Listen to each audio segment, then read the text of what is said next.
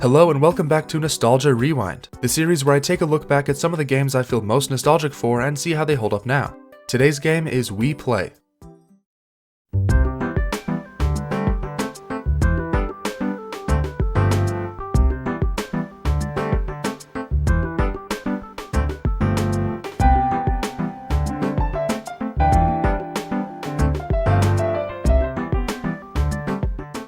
Wii Play is a simple minigame collection released in late 2006 in Japan and early 2007 in North America. It's also the 5th highest selling Wii game of all time, with a staggering 28 million units sold. Probably the reason why this game sold so many copies was because it was bundled with a Wii Remote for a really good price. So if you wanted to get another Wii Remote for local multiplayer, why not get a game alongside it? Pretty much everyone I knew that had a Wii also had a copy of Wii Play sitting around somewhere, all just because they needed another remote. Now I actually like this game, but it's definitely not an industry-defining masterpiece, so it's pretty funny that it made it so far up the best-selling list just because of the bundle it was included in. There was a sequel called Wii Play Motion, but it didn't end up selling nearly as well. Maybe I'll cover that game in the future, but for now let's focus on the original. The main purpose of Wii Play is to show off what the Wii Remote technology is capable of, and this game does a pretty good job at that. Each of the 9 minigames included make great use of the pointing functionality of the Wii sensor bar. Wii Sports focused more on the action of swinging the Wii Remote, where this game puts more emphasis on controlling the pointer hand on the screen. Even years after the motion control craze, this game still presents a really unique gaming experience that's a lot of fun. The minigames might not be as deep as the sports from Wii Sports, but there's so many to choose from that it keeps things feeling pretty fresh. However, it only takes you a few hours to experience most of what this game has to offer. There are bronze, silver, gold, and platinum medals for you to work towards, but that's pretty much all it has for replayability, so it works best as a quick pick-up-and-play game to play with your friends and family. Just like all the other games in the Wii series, Wii Play is full of Mii charm and personality, with some super good music too. I especially love the Mii's swimming and running in the background of the select screen. Now let's take a look at each of the 9 minigames in the order they appear on the menu, and then rank them from worst to best at the end. Let's get started with Shooting Range.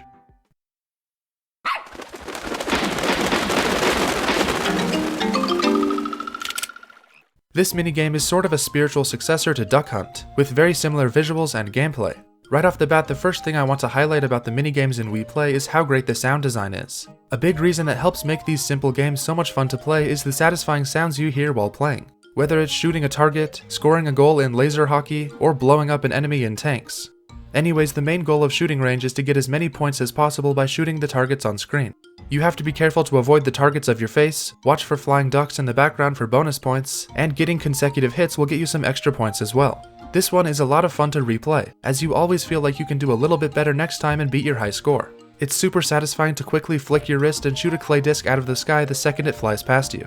I especially love how most of the game has you doing precise shots that require good timing, and then the final stage is just an all-out war on some UFOs, shooting everywhere like crazy to try and defend your Miis.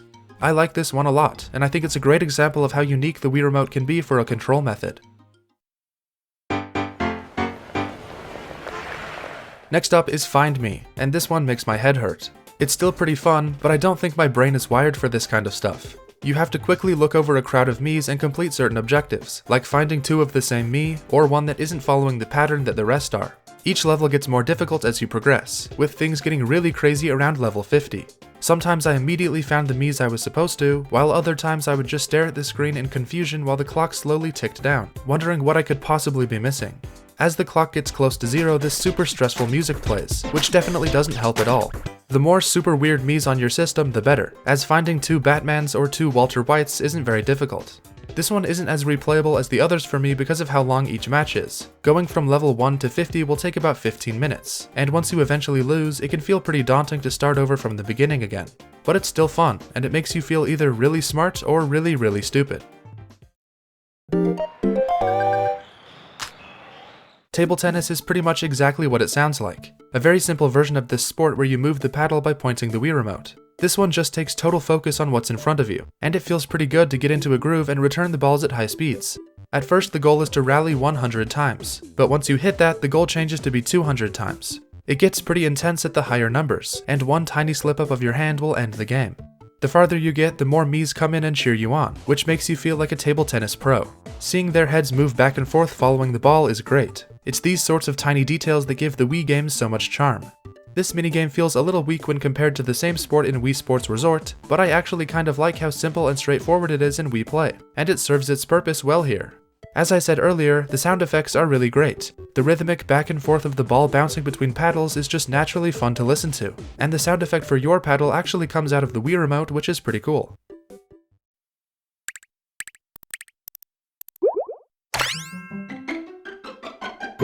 And if none of the minigames so far seemed stressful enough, next we have Pose Me. Here you have to change your Mii's pose to fit into the bubbles that are falling, and if 3 bubbles hit the bottom of the screen, the game ends. Find Me, Hurt My Head, and this one is like a baseball bat straight to the face. Trying to balance changing poses, twisting the Wii Remote, and noticing how close the bubbles are to falling is just too much for me to handle at once. The top and bottom poses are way too similar at a quick glance, so I constantly kept switching to the wrong one. And then level 9 comes around and flips everything upside down, which ruins any sort of flow you had going.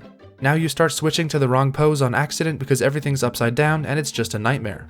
There are some special shiny bubbles that stop time for a bit and let you catch up, but when you get to the point that bubbles start spawning directly next to the bottom, it basically becomes impossible to keep up with. I'm sure there are a lot of people who are much better at this one than me, but Pose Me just gives me pure anxiety.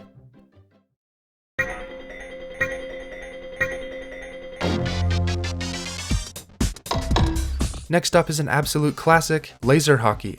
It's basically like air hockey in arcades, except it looks and sounds way cooler. The physics are really great in this minigame. The puck moves in ways that make sense and feel fair for the most part. The computer opponent gets better and better the more points you score, and becomes an unstoppable defender around 8 points. Once you start bouncing the puck between each other at high speed, it can be a whole lot of fun. You really have to learn how to use the walls to your advantage and angle shots accordingly.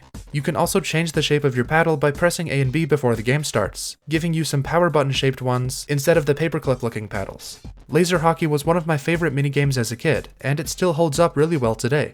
The vibe feels very different from anything else in the game, and it gives the overall package some nice variety. It also works perfectly as a 2-player local co-op game.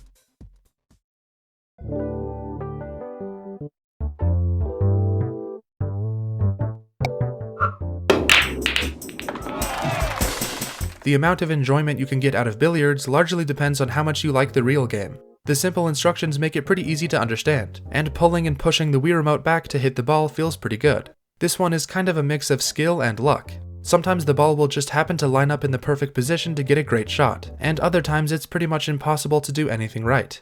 Some of the most casual games I played when I wasn't really trying that hard is where I got the most points, but I'm sure if you really devoted some time to it you could win through pure skill. It's pretty addicting to try and get a better score, and it does feel like you improve the more you play. This one is a pretty straightforward recreation of a real sport, but it can still be a lot of fun. Once again, the sound design is excellent.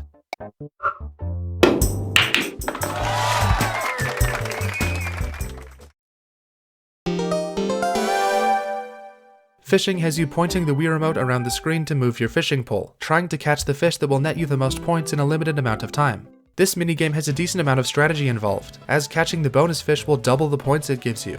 These tiny annoying small fry that constantly jump on your line immediately are the worst. If you don't manage to catch the mystery fish or the kingfish, you'll basically just want to start over, as those give you the most points by far. Yanking the Wii Remote up to catch the fish is pretty fun. Fishing was another one of my favorites as a kid. Playing alone makes this minigame feel almost relaxing, with a chill vibe and atmosphere. But with 2 players it becomes a lot more chaotic. I think they should have made the pond bigger for 2-player mode, as this tiny one is just too small for 2 fishing poles moving all over the place. I always like fishing in basically any video game, and Wii Play is no different.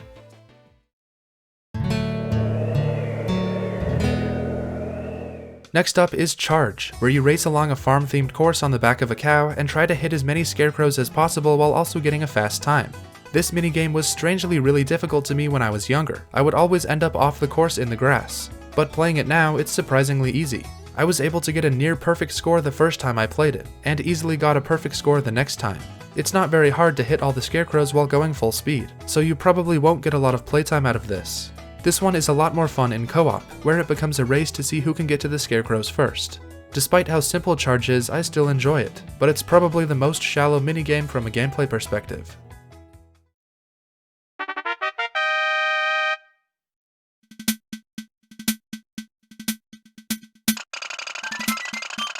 Tanks is one of the most popular minigames in Wii Play from what I've seen online, and for good reason.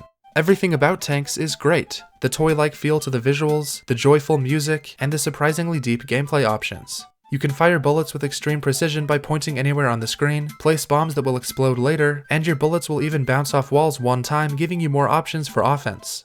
The first few levels are obviously very easy, but it doesn't take long for things to heat up. Your enemies explode with just one hit from a bullet, but so do you. So you really have to be careful and survey the battlefield to make sure one stray bullet isn't going to bounce off a wall behind you and take you out. You start out with 3 lives, and earn an extra one every 5 levels, which is a great way to reward skilled players.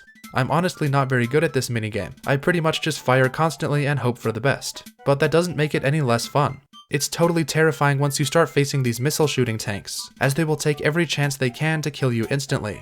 There's a total of 100 levels to complete, but honestly I have a hard time just beating the first 20.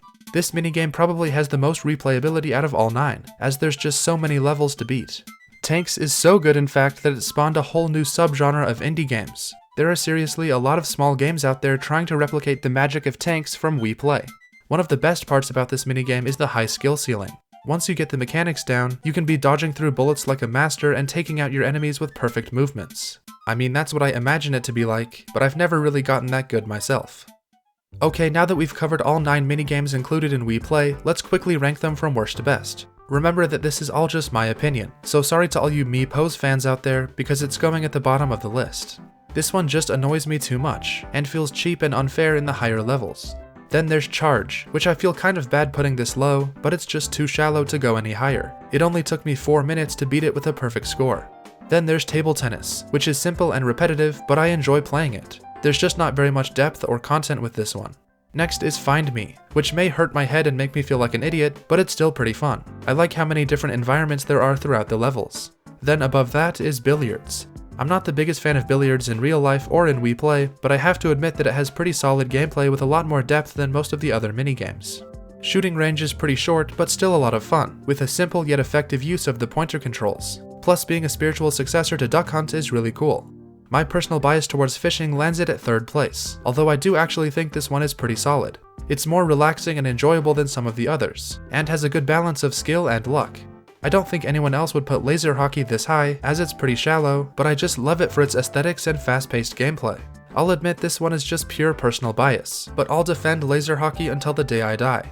And at the top of the list, surprising no one, is Tanks. This one is so much better than all the others, it's strange. Like they developed this one by itself first, and then added in all the others as a bonus. It may be a safe pick for number 1, but it really is the best minigame in Wii Play by a long shot. And there's my quick ranking of the Wii Play minigames. Go ahead and tell me how wrong I am in the comments. And that brings us to the end of this Nostalgia Rewind for Wii Play. This game doesn't have a ton of content to cover, but I still wanted to make a video on it since so many people grew up with this game in their Wii library. It may not be as good as some of the other games from the Wii series, but I still like this game for its uncomplicated and charming gameplay that takes you back to 2007 when things were a whole lot simpler. This game is so weird because almost everyone has played it before at least once, but no one really talks about it anymore. Anyways, I hope you enjoyed this look back at Wii Play. Thanks for watching guys, and I'll see ya in the next one.